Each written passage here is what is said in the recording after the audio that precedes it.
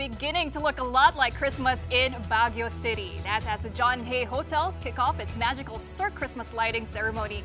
And for an update, we have mobile journalist Arles de los Santos joining us live on the ground. Hi Arles, what's happening over there? Muli na 34 days na lamang ay Pasko na. Kaya naman dahan-dahan nang napupuno ng mga palamuti at liwanag ang bawat sulok ng bansa. Gaya dito sa John Hay Hotels na kung saan pinailawan na nila ang kanilang mga Christmas tree. Mula sa mga Christmas tree hanggang sa iba't ibang makukulay at kumuputi-putitap na palamuti, ramdam na talaga ang Christmas feels dito sa John Hay Hotels. May temang A Magical Cirque Christmas ang dekorasyon dito. Pero bukod sa makukulay na dekorasyon, may enjoy rin ng mga turista ang napakalamig na hangin dito. Para naman sa mga pamilyang magbabakasyon dito sa Baguio City, pwede nyo rin bisitahin ang Christmas Village sa Garden Wing ng hotel. Perfect yan para sa mga picture for the gram.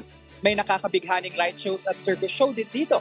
Kaya kung chill naman na hangout ang hanap mo, swak na swak dyan ang outdoor movie nights at bonfire dito sa hotel. Sa Forest Wing naman o sa kabilang bahagi, matutunghayan ang holiday harmonies at acoustic nights. Pwede rin makipag-interact sa Elves ni Santa. At syempre, hindi mawawala ang tradisyon ng Misa de Gallo at Misa de Año Nuevo. Ayon kay Landco Lifestyle Venture President and CEO Erickson Manzano, simula na rin ito ng pagkinang ng Baguio, hindi lamang bilang summer capital of the Philippines, kundi bilang Christmas capital ng bansa.